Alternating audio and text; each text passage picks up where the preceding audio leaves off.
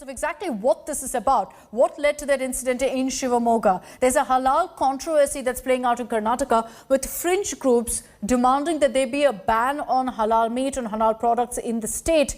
And parties have also jumped into this, making it an all-out political fight.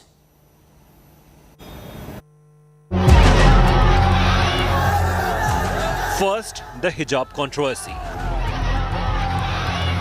Then, Muslims barred from putting stalls for a Hindu fest. And now, a controversy over halal. With just 1 year before Karnataka goes to polls, polarized face-offs are becoming the norm in the state. Fringe groups are calling for a ban on halal. The demand has turned into a political fight. Known for his controversial comments, BJP's C.T. Ravi immediately waded into this fight, calling halal economic jihad. Halal matlab kya hai? What is the meaning of halal? Quality certificate? Is it quality certificate? मजहब के वजह से certified कर रहा है तो economic jihad होता है. So will a ban on halal become a reality in Karnataka in the run-up to state elections? The government for now has ruled out a ban on halal. CM Bommai has said his government is looking into the demand, but for now, no decision has been taken on the matter. We have to study in entirety because there is nothing to do with some rules or nothing that. So it is a practice which was going on. Now, serious objections have been raised regarding that. We will look into that. Halal is a religious practice of some community, which they have believed, and they have every right to take halal food. So government is not interfering in that. It doesn't come under any rule of the government. Meanwhile, the ruling party has also said that one religion cannot impose its ideology on another. मुसलमानों को हलाल करने के लिए कोई रुक नहीं सकता. वो हलाल के बारे में वो उनका काम करने दो. झटका के बारे में हिंदुओं की इच्छा है, वो उनका हिंदुओं की इच्छा हिंदू करने दो. उसमें क्या कंफ्यूजन है? किसके ऊपर विश्वास है वो करने दो. The opposition has blamed BJP for no action against the fringe groups. BJP chief minister is responsible for all these things. Even on moral policing, he only did not stop it. He only encouraged what's wrong. Only for their political gains, they are just seeing that Karnataka image is being spoiled. I demanding the government, whoever creating problem in the public domain, whether they are the minister, they are the MLAs, they are an important person, you must take action to maintain the harmony of this state. As the fringe shifts its focus on halal after hijab, will real issues for polls take a backseat over communal ones? Bureau Report, India Today. Let's move on to some other stories. In view of the declining COVID cases across the country, Maharashtra and Delhi have decided to do away with fines for not wearing masks at public places. The governments, however, have put out an advisory, an important one, saying people must still, for their own safety, wear masks and follow COVID-appropriate behavior.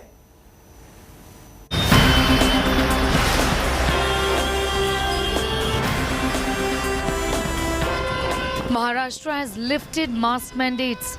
Mask wearing is optional. No fines for not wearing masks. That is the order from the DDMA, the District Disaster Management Authority in Delhi. There is a growing opinion that rules around masks should be more nuanced. Rules should now be relaxed. Are masks a burden? Should masks be done away with completely, or should rules be regularized right now? Is it really preventing transmission at a time when there is little or almost no transmission? Is it serving any purpose when people are not even wearing it, or wearing it wrong all the time given the mask fatigue?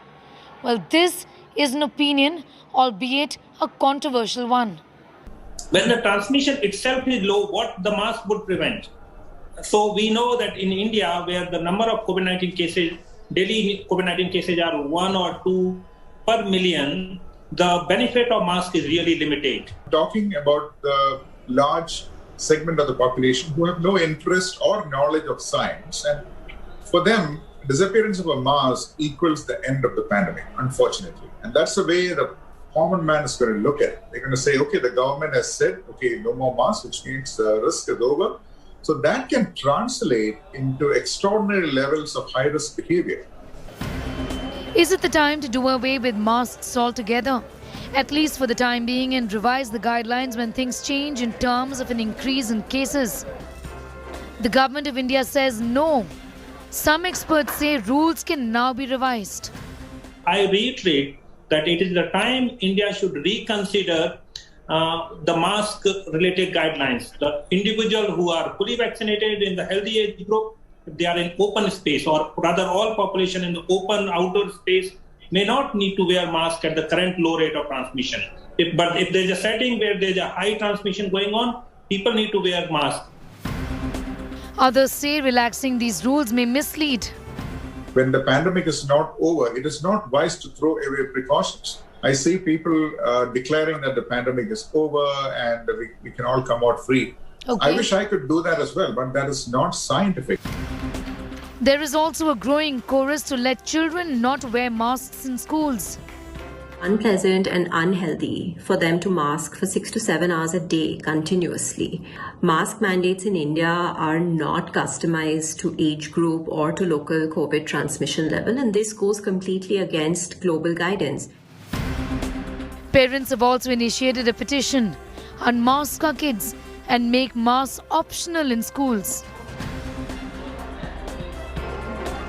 Some countries like the UK, Spain, Denmark, Greece, the United States of America have relaxed these guidelines now, lifted mask mandates, but countries like Israel had to bring them back after cases increased.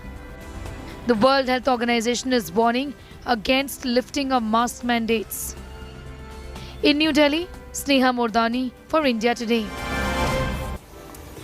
Welcome back. Massive protests erupted in the Sri Lankan capital over the government's handling of the worsening economic crisis. Cops were seen clashing with hundreds of protesters in Colombo after vandalism and arson by protesters. They set ablaze a bus in the capital city, forcing cops to resort to using water cannons as well as firing tear gas shells to disperse the crowd. Protests were also taking place outside the Lankan president's home, outside his residence. Locals are protesting against the repeated power cuts that are happening right now across the country as the government is unable to pay for fuel imports due to a lack of foreign funding. So in order to save electricity, the government will also turn off street lights, which is going to be the country's longest ever blackout. The trade market, meanwhile, has also reduced its daily trading to 2 hours due to these massive power cuts. මං හිතන්නේ මේ තමයි ශ්‍රී ලංකාවේ තිබිච්ච අඳුරුමුතම යුගය තමයි මේ අපිට ලැබලා තියෙන්නේ.